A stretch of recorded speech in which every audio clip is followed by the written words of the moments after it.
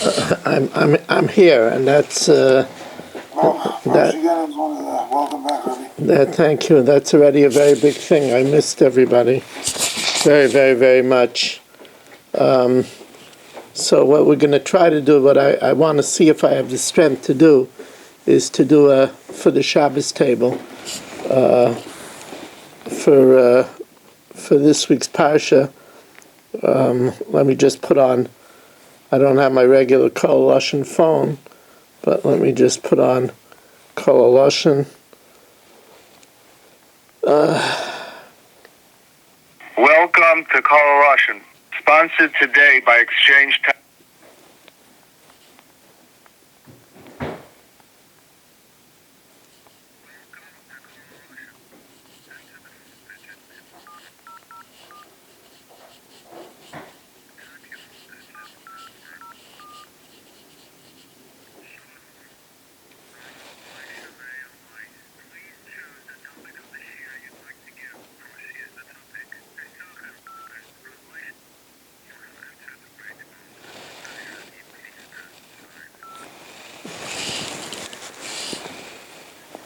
Okay, a good Erev Shabbos, everyone.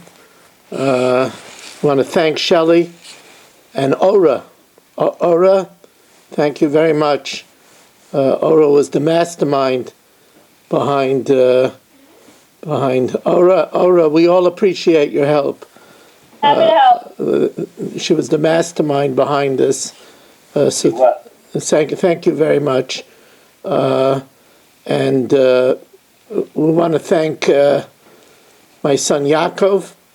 I just give the Olam a little bit of a quick history.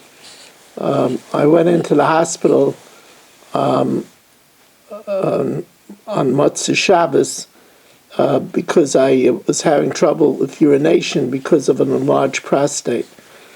I waited for a long time, and because of that, I had extremely elevated renal difficulties, not because there's anything wrong with my kidneys, Baruch Hashem, but because of the long wait.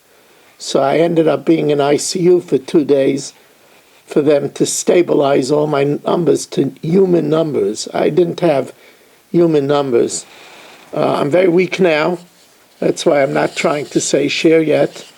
On Monday, I have a very major appointment with a urologist in Manhattan. It's should be a good shliach, Dr. Stephen Kaplan, that he should be able to figure out how to fix me, that I should be back to normal. So everybody could have me in mind, my Shmeir ben Esther Fadl. We learn with the schus of our sponsor, the Rubin family, that they should be zeichet to a ben zacha, and that Hashem should give them hatzlacha in ruchnias and gashmias. There is a incredible pasuk in this week's parsha. Vatar vateled ben. Rachel conceived, she had a child. Vatomer, and she said, Asaf Elikim escher pasi. Hashem gathered in my shame. So that's what she has to say. That thank you, Hashem. All these years I'm an akara. I wanted to have a chelik in Klal Yisrael. Right? That's what they wanted. They wanted a chelik in Klal Yisrael. She said, Havali banim, give me children. Vim ayin meisanaychi. If I don't have a child, I'm dead. And now what does she thank Hashem for? She thanks Hashem, Asaf Elikim escher pasi, that He gathered in my shame. That's what you thank Hashem. You said otherwise you'd be dead. What's going on over here? So, if you want to learn in an elementary Musar Dika approach, it's teaching us how great is the removal of shame. You're right. Without a child, she's like she's dead. But shame is a fate worse than death. Right? That's what it says. Right? It says that It would be easier for a person to cast themselves in a furnace than to embarrass someone. So the removal of shame is even more than death. That's what it says. I told you when we raised our children, we always taught them that they should never, ever, ever embarrass someone in the schoolyard. It says, somebody embarrasses someone in public, loses their afterlife. It's a big thing. The koyach of boishes, of busha, we ask Hashem always in benching, shaloi nevaish v'loi nikaleim la'olam v'ed. And by the way,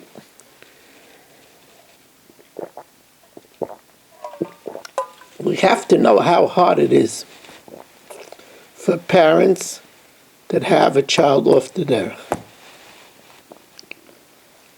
It's you know, it says shaloi nevaish v'loi nikaleim in benching. The Mefarshim say shaloi nevaish b'banim v'loi nikaleim b'bnei banim. We shouldn't be embarrassed through children. We shouldn't be disgraced through grandchildren. There are so many parents now, they have children walking around not dressed sneerstic. That's just a small thing. With tattoos, with nose rings, with tongue piercings. Boys looking like girls, girls looking like boys. It's a big thing. Shouldn't be embarrassed. Shalei nevaish b'banim v'lei nikaleim b'bnei banim. Also, there's another pshat. Lei nevaish v'lei nikaleim lei nevaish b'olam hazeh v'lei nikaleim l'olam haba. Shouldn't be embarrassed in this world. We shouldn't be disgraced in the next world. We know that when we do a sin and we don't do tshuva, it becomes a blemish that remains and stays as an embarrassment through the next world. We ask Hashem, we shouldn't be embarrassed in the next world. It's a very big thing, not to be embarrassed in the next world. So that's a simple, it's a chiddush, as I said. Rachel Imeinu said, "Havali banim v'mayim meisanaychi." Give me a child, otherwise I'm dead. That's my whole purpose in life.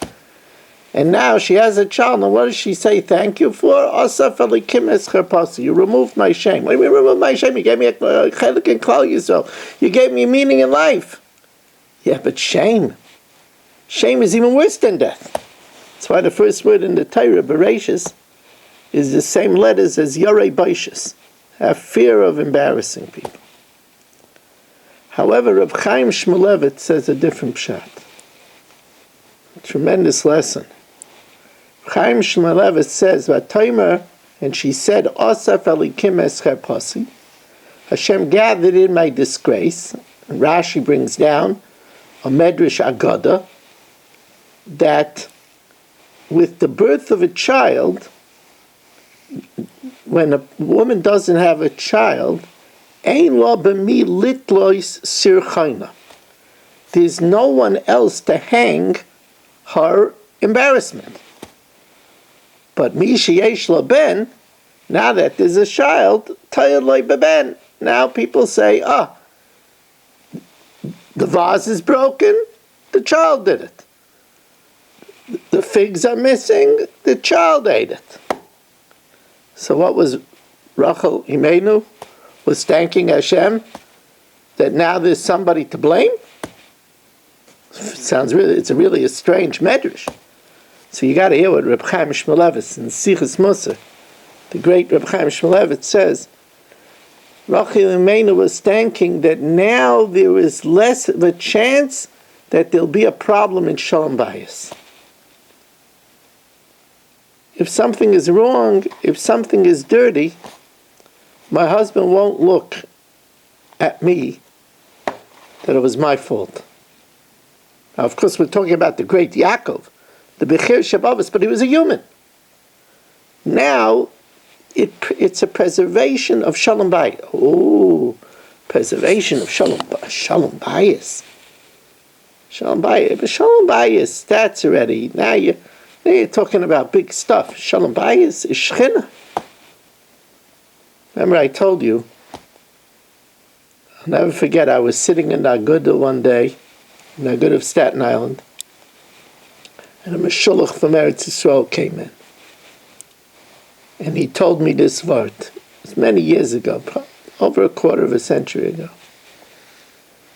He told me this word. He told me that it asks, why is bris on the 8th day? It says, because in the olden days, right, the first 7 days, the husband and wife, it's dam tameh, if you have a boy. So the first 7 days is dam tameh. Right? So the husband and the wife can't touch each other. So he said, would it be proper to have a bris where everybody is happy and the husband and wife are sad they can't touch each other? So the bris is pushed off to the 8th day when the dam is tar. So he said to me an amazing thing. The bris is so important that if it falls out on Shabbos, it pushes away Shabbos. If it falls out on Yom Kippur, it pushes away Yom Kippur. If it falls out on Shabbos Yom Kippur, it pushes away Shabbos Yom Kippur. But for Shalom Bayis, it pushes the bris for 7 days. That's the power of Shalom Bayis. Now, the Osaf Elikim Esker Posi, Rashi says the main pshat is that she was afraid, and this is the way the Medrash Agoda, they say that Rashi is quoting a Medrash Agoda that says this in a more fuller version, that the Osaf Elikim Esker Posi was she was afraid that when Yaakov was leaving Lavan would say, you could take Leah with the kids, but Rachel, she doesn't have any kids, I want her for Esav. And that she was afraid that she would fall into the lot of Esav. That's the Osaf Elikim Esker Posi, which turns out to be an amazing thing. That it turns out that both Rachel and Leah were afraid of the same thing. Remember we said, Einei Leah Rakis, all her eyelashes came out, because she was afraid that she might fall into the lot of Esav. Here Rachel Imenu again was the Osaf Elikim Esker Posi. Osaf Elikim Esker Posi is also that we know that at the time of the Mabel, remember we know Rashi said in Noach that there were people that had a wife to give birth, and then they had a trophy wife for their beauty. So she didn't want anybody to say that she was the trophy wife. So Osaf Elikim Esker Posi. The Welt also says another very important idea here. And that is that when we thank Hashem for things, we tend to thank Hashem for the biggest thing. So for example, someone has a child, they thank Hashem. That Baruch Hashem, they're not childless. Somebody says, they have a Kaddish. But you know when you have a child, also, there's noise in the house. It's not lonely. There's a lot of things to thank Hashem for. The word that they say is that Rachel Imenu saw all the little details to thank Hashem. Even the fact that she's not going to be blamed anymore for the cookie crumbs, because it comes from the child and not from her. She saw even the small things. She didn't only thank Hashem for the big picture. But you might wonder, and you might wonder correctly, that Yosef is in the future. And here it's Osaf Elikim Esker Posi, that Hashem gathered in my shame. So first of all, I want to say another answer to this kasha. I think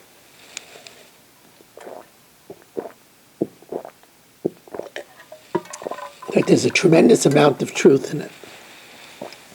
we asked a good kasha. If she said that to Yaakov, and I mean, imagine she says this to her husband, Havali banim, give me a child, im ayim meson, I'm dead. I'm a walking dead woman. So we would think she would say, thank you, Hashem, you breathe life into me. Right? You resurrected me. That would fit in very well. Hashem, you resurrected me. You gave me a new lease in life. No, you gathered in my shame. So I wanted to learn another pshat. The Rachel Imeinu is telling us why she was Zeicha to such a great miracle. Why did she merit? She was an Akara. She was barren all these years. Even Yaakov couldn't do anything. With all of his tefillas, am I instead of God? Why? She said, you know why I merited it? Because when my sister was going to be taken by Yaakov, when my father switched me for Leah, and I had the simonim, I had the passwords, so I could have kept my husband, but I didn't want my sister to be ashamed and to be caught as an imposter on the night of the wedding. I removed her shame. Therefore, that's why now Hashem made this miracle and removed my shame.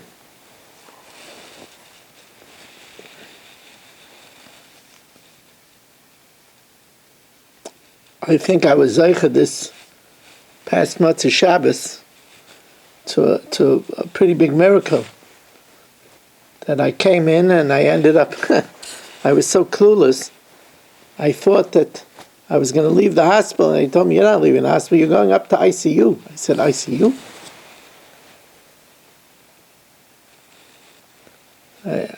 I tried to alleviate Libby's pain many times. Hashem help me. Hashem should help me. I should have a complete refuah shalema. Be able to get back to doing what I want to do with all of you. But as I said, it says it in the past tense. Osef alikim es charposi. But it says Yosef. Yosef is a future. Because this would be also Yosef HaTzadik's special trait. He would be very sensitive to the removal of shame. Remember when the brothers came down to Mitzrayim and they were in the throne room, and it says that Yosef wasn't able to sapek, he wasn't able to control himself anymore. So he said, Oitziu kol ish me'alai, send everybody out. Secret Service, the minstrels, the pages, the court squires, everybody out. Ramil always learned, because at that moment there would be regained Achdus in Klal Yisrael. The brothers would make up, and the Shechina would come. Because when there's Achdus, there's Shechina. And he didn't want the Goyim to be by such a rarefied Shechina. That's the way Ramil always learns. That's not Pashup Pshat. Pashup Pshat is, he said, Hoitziu kol ish me'alai, because he didn't want the brothers to be embarrassed. Ani Yosef, Asher mechartem oisi heina. I'm Yosef who you sold here. He removed their shame. Now it says that at that moment, they could have killed Yosef. They could have killed Yosef. But he sacrificed his life not to shame his brothers. That's the Osaf alikim es cherposi. That's the idea of that there shouldn't be shame. We know that Yosef HaTzadik, at the time of the famine, when everybody ran out of food, eventually they would buy from him food, they would use up their money, and then he would buy the land from them. and he moved everybody around. He played musical chairs. People that lived in Ramses, he moved to Pitaim. The people that lived in Pitaim, he moved to Ramses. The Medrash says he did that so that the brothers who were strangers in the land shouldn't feel like strangers. So you see again, Yosef was doing his trait of osaf elikim escher posi, of removing shame. It's also brought down, also very important. It's also brought down that Yosef, because of his mother's tefillah, was not shamed forever by succumbing to the tremendous temptations of the wife of Potiphar. Remember, he saw a vision of his father, Demus Yuknei Shel Aviv. Does he want that his stone should be removed from the choshen, from the breastplate? It would have been eternal shame. But again, he was saved this shame. This is all because of the initial deed of Rachel Imenu. In this week's parsha, it says that Yaakov said, "V'kol asher titein li, a'aser a'asrenu lach." Whatever you give me, I will tithe.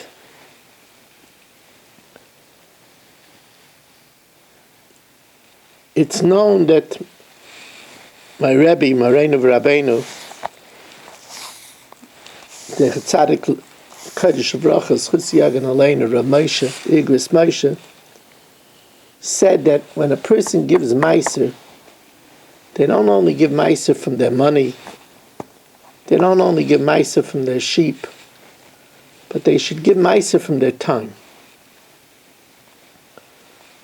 It means if a person is a masmid in yeshiva, he should take some of that time and learn with a weaker bacher. That was Rav Moshe's, and in yeshiva, we were taught to do that. I always had a younger bacher that once said, that's how, by the way, that's how I became a Baal Masber, a person that could explain things. It's because I always learned one Seder teaching a younger bacher. So I got used to explaining and teaching somebody the learning. That was Rav Moshe's opinion. And by the way, it's the same thing also. A person should never feel, I'm spending a lot of time at home with this chore and that chore. Again, we're giving Maisa for our time for Shalom Bayis. And Rav Moshe said a chiddush. He said that it says, Aser b'shvil shetisasher, give Maisa in order you should become rich. He says that's not just on the money, it's on the time. That's why a person that gives will find more time or have an easier time in his learning and an easier time in the happiness in his marriage. The Balatanya, it's interesting, there's a famous Gemara, I'm sure most of you have heard the Gemara. It's based on this pasuk, Aser Asrenu Lach. It says it twice, Aser Asrenu, a tenth, and at the end a tenth, so that's a fifth. Right, 2/10 is a fifth, because the Gemara says, Hamavazveis al Yavazveis Yosem Echaimish. If a person gives, he shouldn't give more than a fifth. The Erech Shai asks, why isn't this halacha brought down in Shulchan Aruch? Shulchan Aruch Yerdeya, in Ilchis Tzedakah, it doesn't say that you can't give more than a fifth. Somebody like Reuven Palak, he says, I want to give more than a fifth. It doesn't say in Shulchan Aruch, you can't give more than a fifth. So the Balatanya says an interesting thing. He says, the halacha is you can't give more than a fifth unless you're worried about sin. If you're worried about sin, then you could give as much tzedakah as you think you need to remove your sin. He says that refuas hanefesh is not any less than Rafus Aguf. For Rafus Aguf to heal one's body, a person will give Kol Mamayna, all his money. So then for Nefesh, what will a person not do Ba'ara Nefesh? He says that's why it doesn't say the halacha, because the halacha of not giving a fifth is only for a tzaddik. But for regular people, if they're worried about removing sin, they could give even more than a fifth. Then there's a very interesting story with Rav Shach, an extremely, extremely wealthy person. And here I'll have to tell you, I don't mean to embarrass him, but even more wealthy than Reuven Pollack. Extremely wealthy person. Came to Rav Shach, and he wanted to know if he could give to Ponovich more than a fifth. And more than a fifth is, let's say somebody has $1 billion. So a fifth is 200 million. He wants to give $250,000. I mean, $250 million. It's not my money. I could, give out $250 million here, $250 million there. Wants to give $250 million. Rav Shach told him, Zeich Tzadik Devrocha, Tzchus Yaranai, and told him an interesting thing. He said that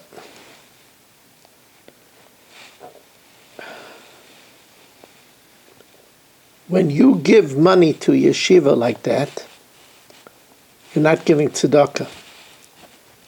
You're becoming a shutef. You're becoming a partner. It's Yisachar Zvulun.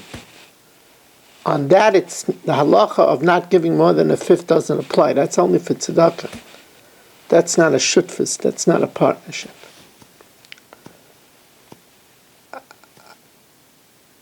I want to conclude with one more thought, but before I do, again, I want to thank all of you. If you could have just said, Rabbi Weiss is not here, forget about the whole thing. Thank you very much for supporting the Zoom and the share. I probably will not come on yet to say the daf, at least until after my appointment on Monday. I'm just not myself right now. I don't know if you can tell, but I'm not myself. But I want to thank all of you for coming and supporting the share. And Shelley, thank you very much. Ora, thank you. Excuse me, Rabbi Weiss. Yeah. One question. We know that you're not going to be much of Shabbos. You're not going to be here for the daf. Can you say that Shelley should put it on 7:30? 7:30, yeah. Kota, thank you. Feel better. Now, I just want to say that we have the vision in this week's parasha of the angels. I always like to quip that if you want to see a vision like that, it's a very simple thing. Just don't sleep for 14 years in yeshiva. And so it says he was in Shem V'Aver, he didn't sleep for 14 years. If you don't sleep for 14 years, when you finally go to sleep, you'll have a dream like this. And he saw a sulam, a ladder. Mutzav Arza, Rosh Magia Shemaima. The base of the ladder was on the ground, and it reached to the heavens. And Malachi Alikim Oilim V'Yardim Bay. And angels were going up and down. And everybody asks the famous question,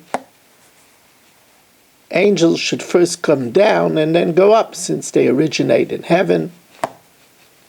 So they should say the angels were coming down and going up, not going up and coming down. Many answers. Some say these were angels that were banished because they said that they were going to destroy Sodom. Hine mashchisim anachnu. You're going to destroy. Hashem clipped their wings. They tried to go back up, and Hashem sent them still back down.